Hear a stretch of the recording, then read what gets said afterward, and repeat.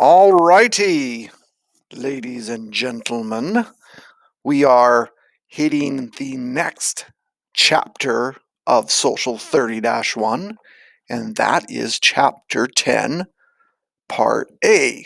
As you might remember, we did a Part B a few weeks ago that dealt with dictatorships. This section deals with democracy. It goes into the history of democracy, and then it does a comparison of democracies throughout the world, well, specifically the United States and Canada. But before we even get into that, there's an essential part of this chapter that you should be aware of, and that are some of the challenges that are inherent in all democracies, and we'll look through those in a moment. Once again, perspectives on ideology. Chapter 10, political challenges to liberalism. Part A, how do governments attempt to follow the will of the people? Are they to serve or are they to lead? Especially in these trying times, like what is it?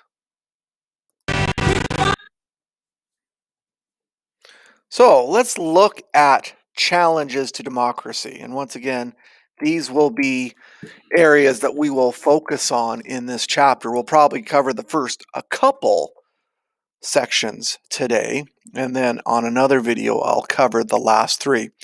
So the first challenge to democracy, what makes it maybe not work as well as it could, is this concept of first past the post. If you've been doing any readings in the textbook, they talk about what first past the post is. Essentially, I call it the Ricky Bobby rule, in which if you ain't first, you're last. Okay, if you don't win your election, regardless of how close you came, you don't win.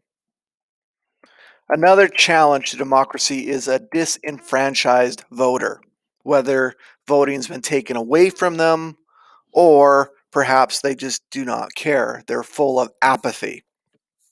Not unlike some, never mind, I shouldn't be that way. But you don't want to be disenfranchised. You always want to be interested in something. Party solidarity. We're going to learn how, uh, togetherness as far as a political party and loyalty to your political party oftentimes outweighs your loyalty to the constituents that elect you. That your loyalty and your support will go to your party and its solidarity and its togetherness rather than voicing the will of the people that put you in office. In democracies, we often have appointed representatives, not just elected representatives. We'll look in our own country how senators are appointed, Supreme Court judges are appointed, the Governor General is appointed, among others. Um, Whereas in the United States, cabinet ministers are appointed. Okay, so there are some areas in which people do not have a say on who is selected to a certain position. They are essentially just appointed. And then the last one is outside influences on government, whether that's the media or perhaps a lobby group or something like that. And so we'll be looking into that in the next lesson. All right, let's look at Shin Dong Hook. Okay, um, there's a saying that he stated a while back that said freedom to him is broiled chicken. I'm not going to try to make any sense of this, but Shin Dong-hook escaped from North Korea. When he escaped from North Korea a number of years ago, he described the horrific conditions of these prisoner camps, where in North Korea they practice this way of punishing people with, it's called 3 generations of punishment. And so if you commit a crime, not only are you punished, but the next 2 generations of your family are punished. And that way it vets or gets rid of any opposition. Okay, and so when he finally escaped from North Korea. And by the way, if you escape, not only are your family punished, but a lot of times they themselves are put to death because it's this collective responsibility. If you read about in the textbook that you weren't able to convince one of your own to adhere to the principles of the collective, so the collective itself is punished. So more than likely, a lot of his own family was killed. Another story that went in there is that, when he was raised in one of these camps, yes, he had a mother, yes, he had a father, but he didn't have that parental love towards them. Okay, he actually, I think, in a story, turned uh, one of his parents in order to get certain concessions, certain rewards from the prison guard. And so, coming back from this freedom is broiled chicken. Um, One of the first things that he had when he escaped from North Korea, I believe he went into China and then down into Vietnam, etc., was he was able to eat actual real food. Okay, so anyways, there's a link to this on here. There's also a 60 minutes segment about this individual. Go ahead and watch that. But this would be an example of a regime that rejects democracy, rejects liberalism. All right. So I talked about that three generations of punishment. All right. So essentially, what does freedom look like? Is freedom where you actually have complete 100% ability to do whatever you want? Or is freedom something that is controlled within a constitution, within uh, equitable rules of law, etc.? What is freedom? you know are there varying degrees of freedom? Yes, you don't have a society that's completely free and a society that's completely controlled. There's a ton of gray areas in between. Some would argue that too much freedom leads to really dumb choices. Okay, we think of anarchy, but we also can think of things like this. Well, maybe not Hulk Hogan. He was kind of the epitome in the 80s of United States freedom, etc. Okay, Mel Gibson in Braveheart. They can take your life, but they cannot take your freedom. All right. Yes, this is what happens when you have too much freedom. Maybe you start eating Tide Pods because, well, it's a fun thing to do. Okay. Incidentally, this kid here just reminds me of someone in our school. I can't quite put my name on it. It just looks familiar. All right, here's another one. I'll just kind of lead on that one. All right. One of the first questions in the chapter 10 assignment is the difference between a representative democracy and a direct democracy. And as you can see here, a direct democracy is which every citizen takes part in the running of the country. It is occasionally done in our own country, referendums, elections, etc., but not too often. Okay, we practice something called representative, in which we elect people to represent our position in government. Our own country, for example, in Canada, we elect 338 MPs to go to Ottawa and represent us in Parliament. In Alberta, we elect MLAs to represent our interests in the Legislative Assembly in Edmonton. All right, so know the difference between a direct democracy, representative democracy, why you would have a representative, what might be an advantage of a direct democracy. Another thing to look at is the difference between a democracy and a republic. When I think of the word democracy, it's the people rule, the people make decisions. Whereas instead of the people making the rules and the people decide in a democracy, a republic is the law. The law ultimately decides what goes on in a country. Okay, and so make sure you know the difference between a democracy and a republic. Officially, the United States is not a democracy, it's actually a republic. And the republic just basically says we are ruled by a constitution. we are ruled by a set of laws. Okay, we cannot deviate from those sets of laws unless our constitution or our rules are changed through a certain process. Whereas in a democracy, it can kind of be changed or stirred based on what the population wants at the time. Okay, so pretty good video that accompanies this section. All right, so we went over this already. We're going to go through, like I said, the first two of these today and then the other three tomorrow.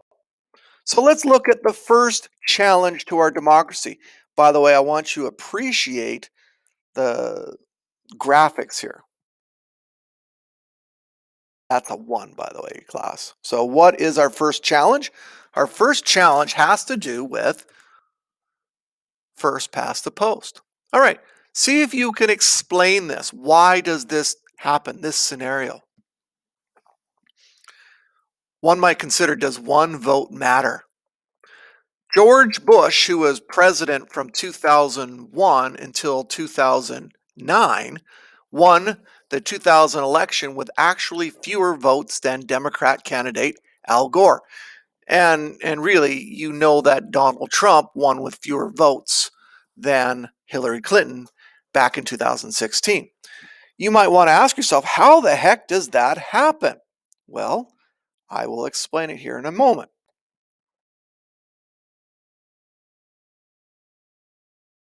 All right, have a look at this. George Bush, you can see, had 500,000 fewer votes than Al Gore. Well, it's because presidents are not elected just based on plurality, based on number of votes, but it's about the states that they win. Okay? They have to win the most number of states with the most amount of representatives. That in itself is more important than this total gross vote. The thinking is this, maybe someone like a Donald Trump absolutely gets blown away in California by 3, 4 million votes, but then is able to win a lot of smaller states. Okay, and it's this whole idea of first past the post. We'll get to that in a second. So here is the 2016 election results. As you can see, Trump lost the popular vote by almost 3 million votes, but yet had more electoral college votes than Hillary Clinton. Okay, and there is a reason he won, and we'll get to that.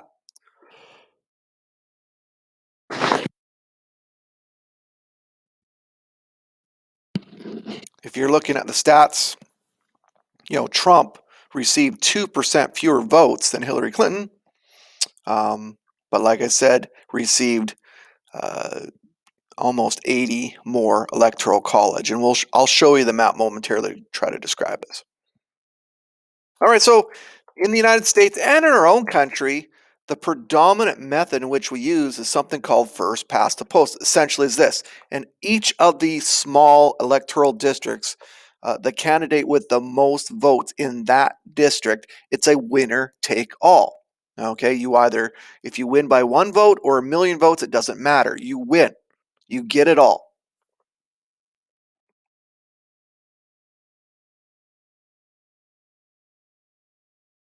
First past the post. All right. So let's just look a little bit deeper here. This is a ballot from the 2000 US election. Okay? And this is a Canadian first past the post ballot. You can see that the Canadian ballot is much easier. If you want to vote for the Conservative candidate, you mark the X there, you fold it, you put it in the box, easy peasy. Whereas the United States, it's a number of things you have to do. First off, you have to punch a hole in the candidate that you want to vote for, but then there's many pages to the ballot. It takes a number of minutes to get through, etc. What happened in 2000, at least allegedly, is that a lot of people believe in Florida, where the vote was very close, that people voted for this reform candidate, Pat Buchanan, instead of the Democratic candidate, Al Gore. I would say tough, maybe you need to read a little bit closer, but nonetheless, Seeing as I've been teaching for 20 years and I notice how people have trouble with instructions, I can see where their confusion could begin.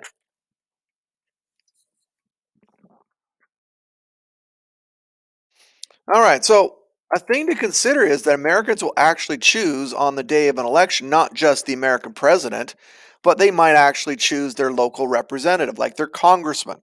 Okay, they might choose a senator at least once every 6 years.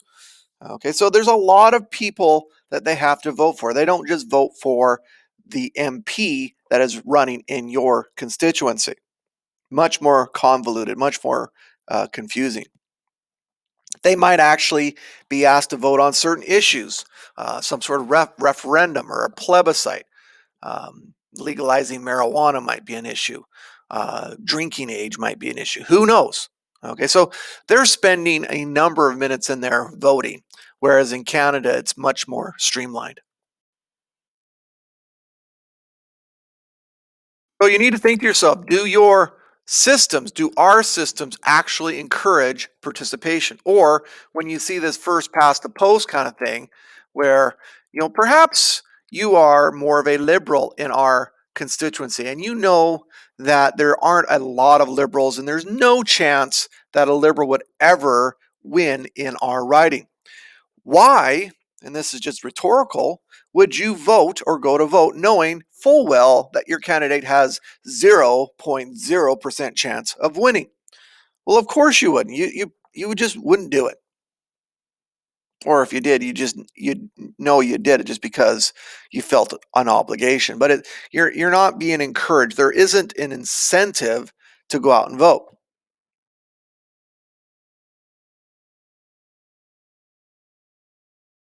Did you know? Now we're going to look at the map of the US electoral college system.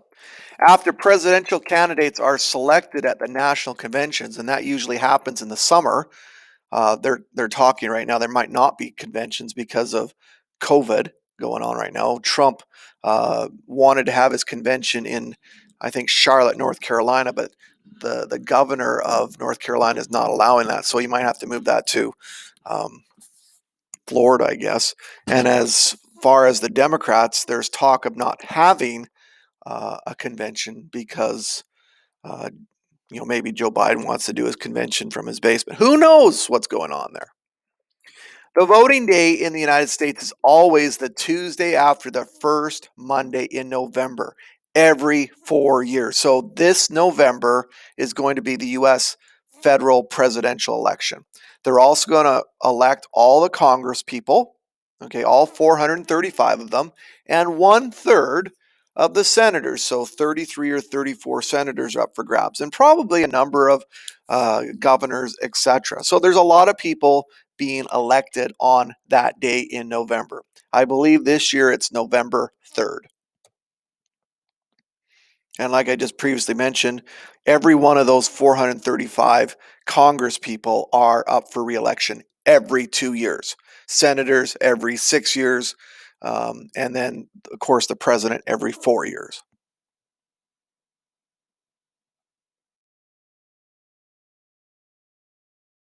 Did you know the US president is said to be indirectly elected because of the Electoral College? I will get to that in a second. He gets elected on election day, but then there's another election in which these members of the so-called electoral college will now vote on the president. And I'll get to that once I see a map. Rewind to the 2000 election when the importance of the College of Electors became known to everyone. Al Gore received more votes than George in the popular vote, but Bush, after recounts and court challenges, wound up with more electoral college votes. In the end, that's what counted. I don't know if that's explained well, but the point I'm trying to make is that George W. Bush won more states that added up with more electoral college votes than Al Gore, even though Al Gore won the popular vote overall. I mean, look at our own latest federal election. Andrew Scheer and the Conservatives received more votes than Justin Trudeau and the Liberals. But because Justin Trudeau and the Liberals won more ridings, okay, then they got to form the minority government. And that is an example of first past the post. All right, so have a look at how the US states are divvied up as far as their electoral college number. Let's just use California for an example. It's the largest state population wise in the United States. It has 55 electoral college votes. And how do they come up with that number? Well, they take the combination of members of Congress in California and the number of senators. Congress people are divvied up, 435 of them, by population. So states that are larger in population have more congressmen.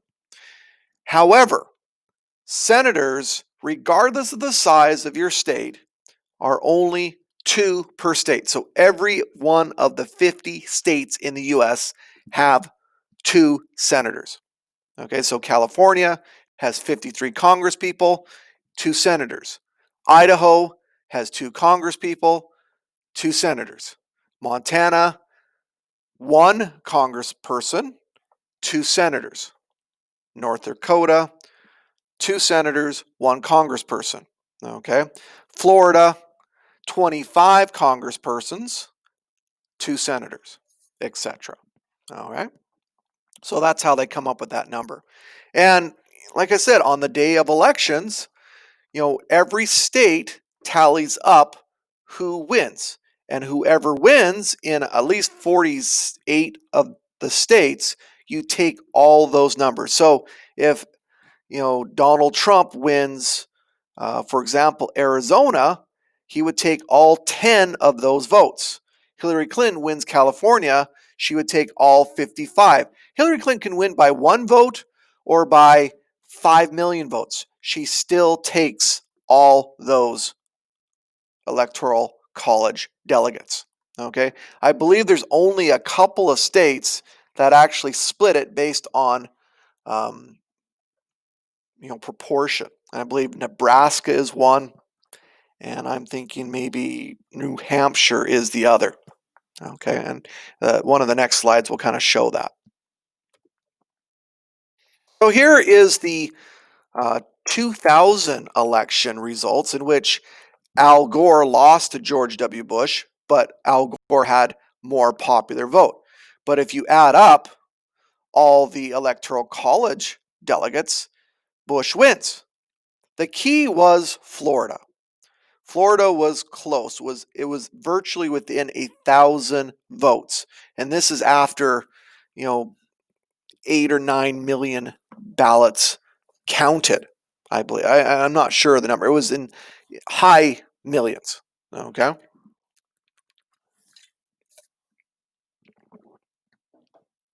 As you can see, the total before Florida, it was that Gore actually was ahead 266 to 46, and whoever was awarded Florida would become the president. And this went back and forth. It went to the Supreme Court. They wanted to recount spoiled ballots, etc., etc., etc. This is from 2012. You can see Barack Obama won this quite handily. 332 electoral college votes to 206. The popular vote, however, was much closer. 62 million, 6 to 50. So it wasn't as much of a discrepancy as far as the vote, but the electoral college was quite resounding in Obama's favor. This is the 2016 election, which Trump won 306 to 332. There are so-called states that are called battleground states. I mean, from what you might know, obviously, California is going to go blue. They're very liberal, Democrat. Oregon, Washington, those aren't battleground states. Okay. Similarly, Texas, at least for now, is not a battleground state. Utah is not a battleground state. It's the states that can kind of go back and forth, and whomever wins those states usually becomes the president. And when I talk about battleground, I'm talking about Florida is a battleground state. I'm talking Pennsylvania is a battleground state. I'm talking Ohio is a battleground state. Wisconsin, Michigan are battleground states. Trump won all of those states. If Clinton would have won 1 or 2 of those states, she would have become president. And a lot of times the vote counts were very close. Pennsylvania was very close. Michigan was very close. Florida was close enough, not as close as those two states. All right, so that's how you go about winning in the US elections, that you win those so-called battleground states. Trump did a better job of winning in those states than Clinton did. And you think about what's happening in 2020, once again, who's going to win Florida? Who's going to win Michigan? Who's going to win Wisconsin, Pennsylvania, etc.?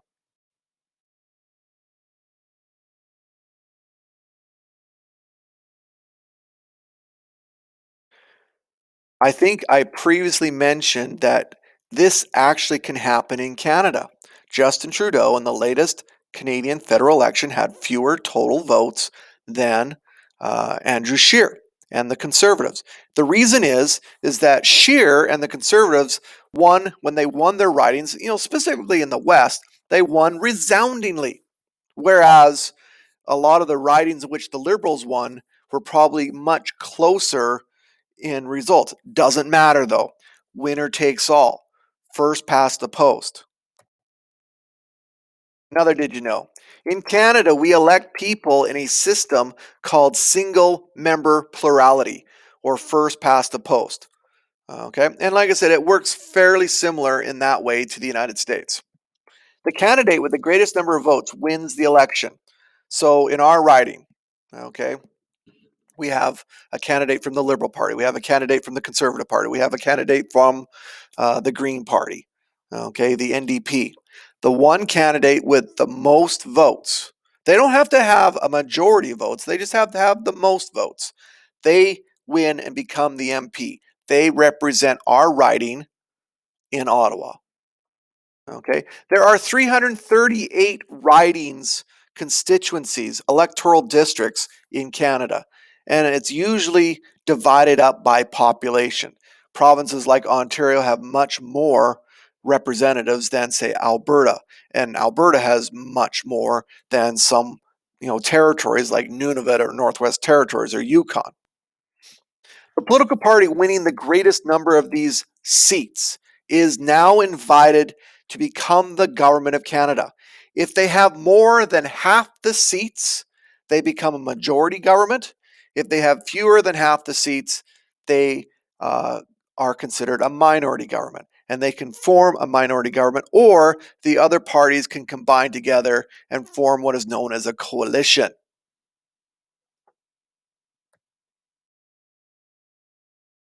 Once again, this is a sample Canadian MP first past the post ballot.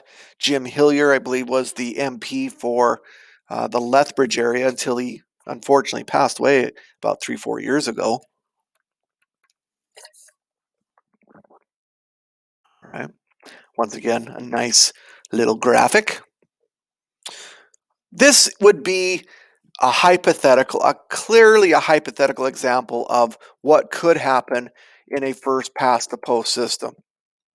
As you would know, which candidate would win this election in this specific riding. Of course, it would be candidate one. Problem is, candidate one would win by one vote, hence their first past the post, but they only represent roughly 20% of the people that voted. So, with 20% of the vote, that person gets to win. Winner takes all. Other people would say that's not fair. I don't know about fair. I've never been a believer in fair, but they don't see the equity between the people that voted for the candidate and the representative. What do you do about that? Okay. There might not be. Yeah, I'm not playing videos today. You can see here that's not a huge problem. The conservative candidate won with almost 70% of the popular vote in that riding. Okay. Most people happy. Okay. We can generally agree that, yeah, that person gets to go. But there's other scenarios. Look at this one. The conservative that won in Edmonton Sherwood Park won by just maybe 1,000 votes and only had maybe 3 to 4% more votes than the next highest. Together with, you combine the percentages and the votes of the other candidates, and he has quite the minority. Okay, he is representing that riding with only about 36% of the support. Some would say that's not fair. That's not equitable. That doesn't really represent the will of the people. In other words, not happy. Yes, that was a Pharrell Williams song, Happy. But every time I play a song in these video clips or these video presentations, I get flagged and well, it's not like I'm going to get demonetized. Who cares if I get demonetized? I'm not going to make a cent off this. I actually have to have people watch these things for it to make money. But nonetheless, I don't play the videos. All right, so is this majority rules? Okay. Think about the impact. Think about the apathy that develops over time. Okay, the disenfranchisement that might happen over time.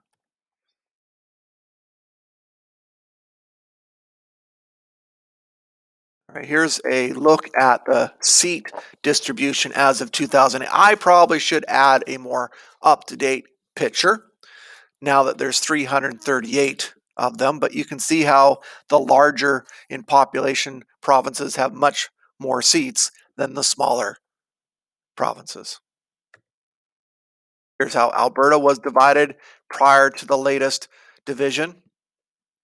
As you can see, there are many more ridings that are located in the urban centers, naturally because there's just more population. Another neat little chart. Um, One of the big differences in our own country compared to the United States is that our own senators are not elected, they're actually appointed. Okay. And so that is another aspect that kind of goes against the whole idea of democracy.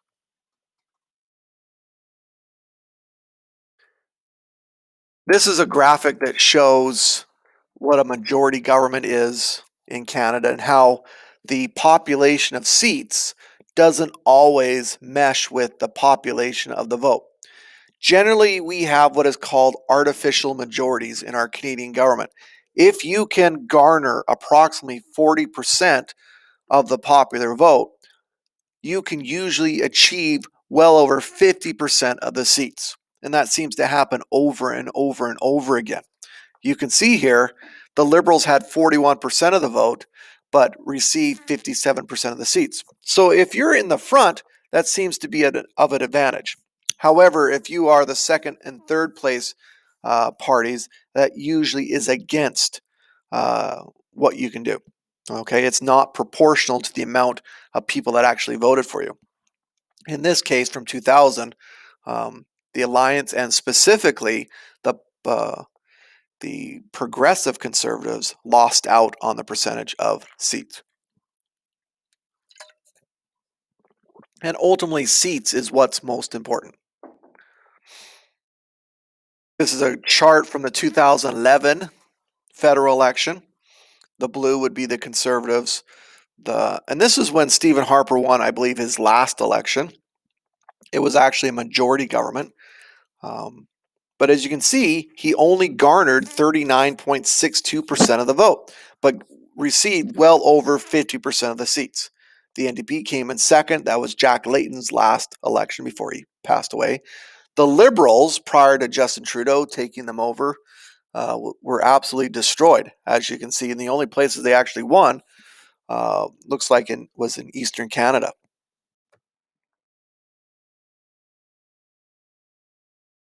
All right, so what could be an answer to our first past the post system? That might be something called proportional representation. I think there's a question on your assignment that deals with the advantages and disadvantages of proportional representation. Okay, here would be that list. If you were watching my videos or if you're looking at the slideshow presentation, this will give you a list of advantages and disadvantages. And I'll probably shut up and I'll just put them here for you to peruse.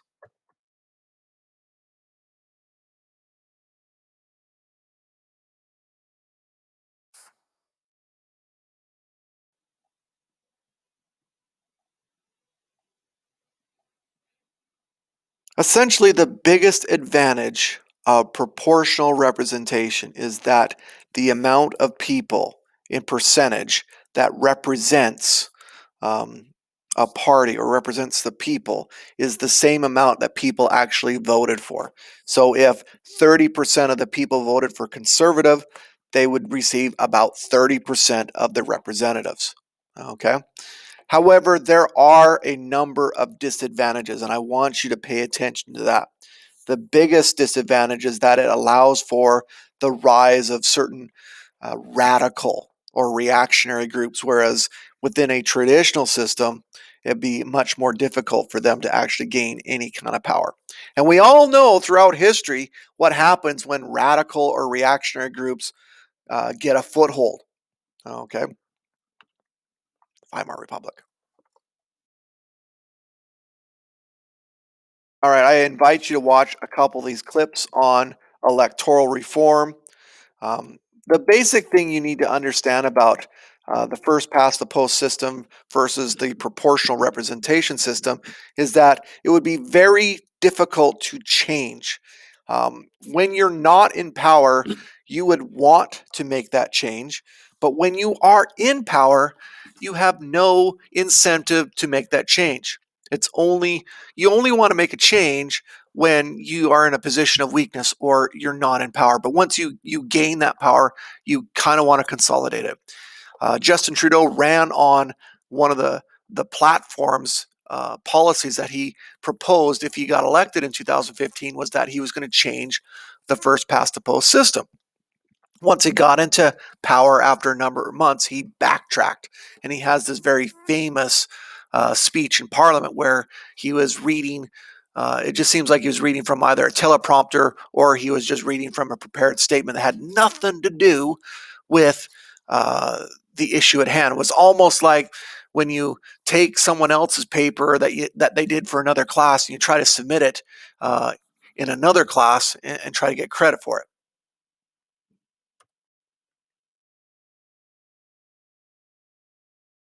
So this is an example of proportional representation that they're proposing in BC.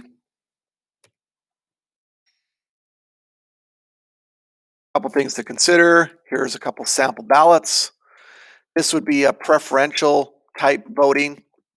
It says number the boxes from 1 to 9 in order of your choice. Okay. It says fold the ballot paper, place it in the envelope on which the postal uh, vote certificate is printed, and fasten the envelope. Okay, and I believe that's in Australia. So what would happen with that is that they would count the person that has the most preferential votes, and depending on how many they need in an area, they would tally it up from there. So maybe Denise Hind gets most of those preferential votes.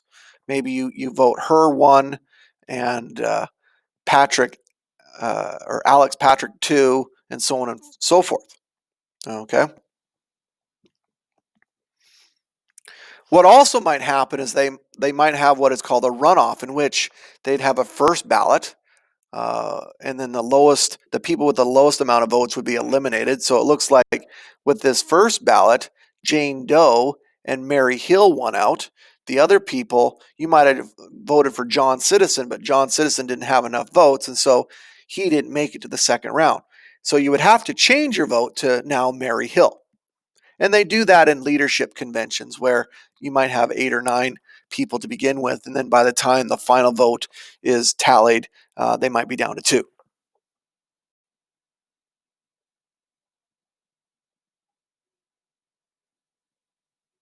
I invite you to watch a couple of these clips on how the president gets his or her job and how the prime minister gets his or her job. Essentially, the president's process of becoming president is a lot more convoluted and complicated, and it takes a lot longer, it seems. I mean, becoming prime minister is pretty complicated too, but it just seems like the president has to go through so many more hoops. But go ahead and watch that if you'd like. Whereas the prime minister, all that person has to do is, yes, they have to become the leader of the political party that has the most MPs, but the process of running for that leadership isn't as entailed, doesn't take as long. Certainly, you have to have experience, you have to support background, etc. But it's not the same as the whole primary system that goes on in the United States.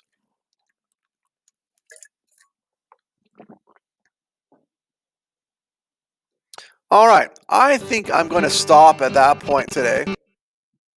We will do maybe 2 through 5 tomorrow.